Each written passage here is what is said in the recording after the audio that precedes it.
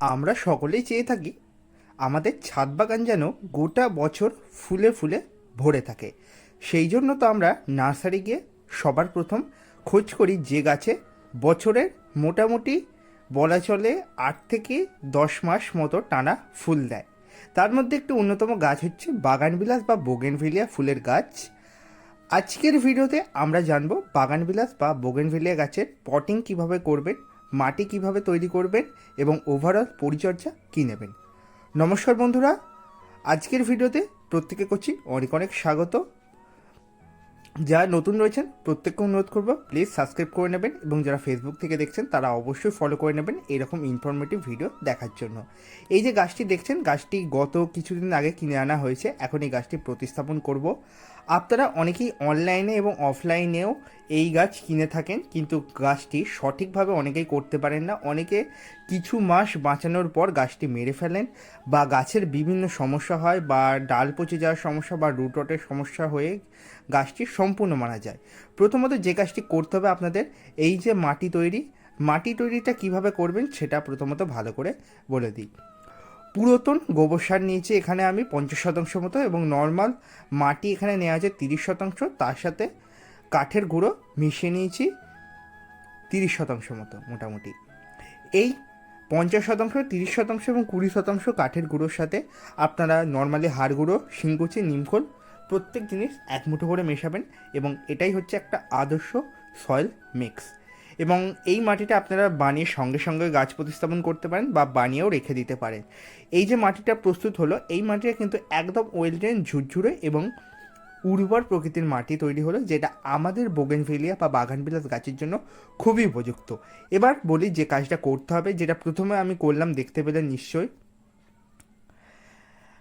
আমি গাছটিকে grow bag থেকে বার করে একটা জায়গার মধ্যে কিছুক্ষণের জন্য জল দিয়ে ভিজিয়ে রাখলাম। এটা করার মূল কারণটা হচ্ছে যে এঁটেল মাটি রয়েছে সেটা যাতে ধুয়ে চলে যায়। এরপর যে কাজটা করছি, মাটির সাথে হাড় গুঁড়ো মিশিয়ে নিচ্ছি, দেখতে পাচ্ছ।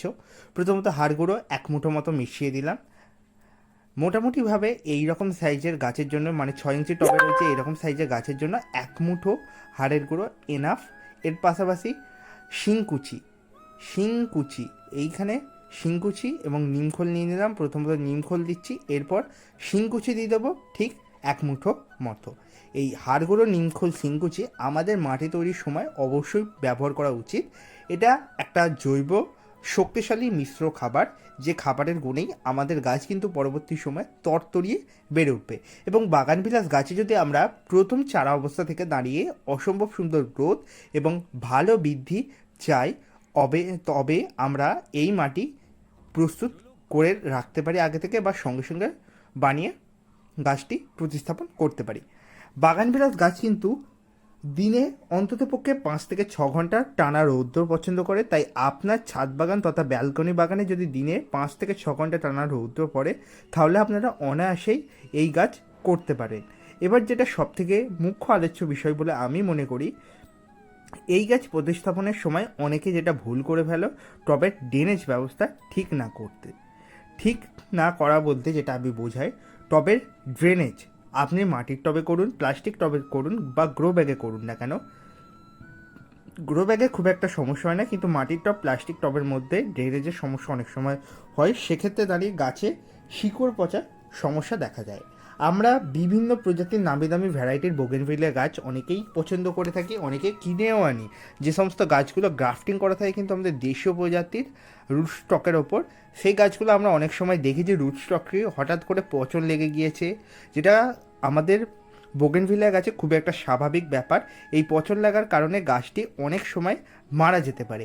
এরপর যেটা সবথেকে বেশিরভাগ আমি লক্ষ্য করেছি গাছে যেটা হয়, হঠাৎ করে গাছে পাতা ফ্যাকাশে হয়ে যাচ্ছে, মানে হালকা সবুজ কালার ধারণ করছে। এর কারণে কিছুদিনের মধ্যে গাছের সমস্ত পাতা ঝরে গিয়ে গাছটি মারা যাচ্ছে। এটা কিন্তু সমস্তটাই নির্ভর করছে গাছের ড্রেনেজের ওপর। তো আমি এখানে প্লাস্টিক টব ইউজ করলেও দেখতে পাচ্ছ কত পরিমাণে ড্রেনেজ হোল রয়েছে। এই প্রত্যেকটা ড্রেনেজ হোলকে ভালো করে টব ভাঙা দিয়ে ঢেকে দেবো, এবং চেষ্টা করবে টবের ড্রেনেজের ওপর পারলে একটু সিন্ডার বা একটু বালি দিয়ে দেওয়া, সেক্ষেত্রে ড্রেনেজ ব্যবস্থাটা খুব ভালো হবে। আমি এখানে যে কাজটা করছি, প্রথমত খোলামকুচি দিয়ে একে একে টবের প্রত্যেকটা ছিদ্রকে ঢেকে দিচ্ছি। এই টবের ছিদ্রগুলিকে প্রত্যেকটাকে ভালো করে ঢেকে দিলেই মাটিটা কিন্তু বেরিয়ে যাবে না, কিন্তু এক্সট্রা জল ভালো মতো পাস হয়ে যাবে। দেখতেই পাচ্ছ খুবই ধীরে ধীরে একটা একটা করে সাজিয়ে সাজিয়ে দিচ্ছি। এবং এরপর যেটা আমি করছি, এখানে কিছু পরিমাণে শুকনো সবজির খোসা দিয়ে দিচ্ছি। এই শুকনো সবজির খোসা আমাদের ভালো ড্রেনেজের কাজ লাগবে। তোমরা চাইলে পুরাতন বাগানের পাতা যেগুলো তোমরা পরিষ্কার করার পরে রেখে দাও, মানে ঝাড় দিয়ে এক সাইড করে রাখো, সেই পাতাও দিতে পারো। এবং কিছু পরিমাণ এখানে স্টোন চিপ দিয়ে দিচ্ছি, এটাও ভালো ড্রেনেজের জন্য খুবই উপযুক্ত। এরপর যে কাজটি করতে হবে, 2 থেকে 3 ইঞ্চি পরিমাণে একটা মাটির আস্তরণ দিয়ে এই মিক্সচারটাকে মানে ঢেকে দিতে হবে। আর আমি এখানে যেটা ইউজ করছি, এখানে 10 ইঞ্চি মতো 8 ইঞ্চি মতো প্লাস্টিকের টব হবে। তোমরা পারলে এর থেকেও ছোটো টবে প্রতিস্থাপন করবে। যেহেতু আমার কাছে 6 ইঞ্চি গ্রো ব্যাগের মধ্যে ছিল, তাই আমি 8 ইঞ্চি প্লাস্টিক টবে প্রতিস্থাপন করছি। তোমাদের গাছ যদি 4 ইঞ্চি থাকে তাহলে 6 ইঞ্চিতে প্রতিস্থাপন করতে পারো। বোগেনভিলিয়া গাছের দ্রুত বৃদ্ধি করার জন্য কী কী করবে সেই ভিডিওটা খুব তাড়াতাড়ি নিয়ে আসার চেষ্টা করব। একদম in detail step by step দেখাবো, যেটার মধ্যে দিয়ে তোমরা কিছুদিনের মধ্যে গাছে ভরপুর পরিমাণ ফুল, পাশাপাশি অসম্ভব সুন্দর গ্রোথ নিয়ে আসতে পারবে। এরপর জল থেকে ঝাড়িয়ে পুরো গাছটাকে বেয়ার রুট করে তুলে নেবো। চেষ্টা করবে যেন অল্প একটুখানি মাটি লেগে থাকে, সমস্ত মাটিটাই ঝাড়িয়ে দেওয়া। নিয়ে একদম টবের মাঝামাঝি লাগিয়ে দেবো। এবং টবের মাঝামাঝি লাগিয়ে দেওয়ার পর একদম চেপে চেপে মাটি দিয়ে ভরে মানে গাছটি প্রতিস্থাপন কমপ্লিট করতে হবে। এই মাটি ভরার সময়টা মাথায় রাখতে হবে, যাতে টবের প্রত্যেকটা অংশে সমান পরিমাণে মাটি যায় এবং প্রত্যেকটা জায়গা যাতে ফিল হয়, কোনো যাতে ফাঁক না থাকে। এই জিনিসটা কিন্তু মাথায় রাখবে। যদি এর মধ্যে যদি কোনো ফাঁকা অংশ থেকে থাকে, তাহলে কিন্তু সেখানে ফাঙ্গাস ঘটিত সমস্যা দেখা দিতে পারে বা পিঁপড়ের উপদ্রব দেখা দিতে পারে। এই যে আমি নিম খোলটা দিলাম, এটা কিন্তু সমস্তটাই পিঁপড়ে এবং পোকামাকড়ের উপদ্রব থেকে গাছকে ঠেকাতে। তাই তোমরা যারা নিমখোল গাছে প্রয়োগ করতে ভয় পাও, তারা নিঃসন্দেহে প্রয়োগ করতে পারো। এটা কিন্তু একটা বেনিফিশিয়াল খাবারীয় উপাদান, যেটা আমাদের গাছে খাবারও যেমন দেবে, তার পাশাপাশি গাছের রোগ প্রতিরোধ ক্ষমতা বৃদ্ধি করতে সাহায্য করবে এবং বিভিন্ন সমস্যার ক্ষেত্রে প্রিভেন্টিভ হিসাবে কাজ করবে। এরপর পুরো চেপে চেপে ভরে নিচ্ছি। যেটা এরপর করবে, ভালো করে টপটিকে জল দিয়ে ভর্তি করে দেবে, মানে একদম ভাসিয়ে জল দেয় যেটা আমরা বলি। এটা কিন্তু করতে পারলে আমাদের গাছে কিন্তু ফার্স্ট টাইম আমরা যেহেতু জল দিচ্ছি, ভাসিয়ে জল দেবো। এটা করলে সমস্ত মাটিটা সেট হয়ে যাবে এবং গাছটির শিকড় খুব দ্রুতর সাথে বৃদ্ধি পাবে। তোমরা যদি চাও এই সময় দাঁড়িয়ে গাছে একটু বেয়ার রুট করে প্রতিস্থাপন করা হয়েছে, সেহেতু তোমরা 1 লিটার জলের মধ্যে 1/2 চামচ ফাঙ্গিসাইড এবং 5 গ্রাম থেকে 6 গ্রাম মতো হিউমিক অ্যাসিড দিয়ে সেই জলটা তোমরা গাছটির পাতায় এবং টবের মাটির মধ্যে দিতে পারো। এবং অসম্ভব সুন্দর একটি হলুদ কালার বোগেনভিলিয়া তোমাদের নিশ্চয়ই সকলেরই পছন্দ হবে।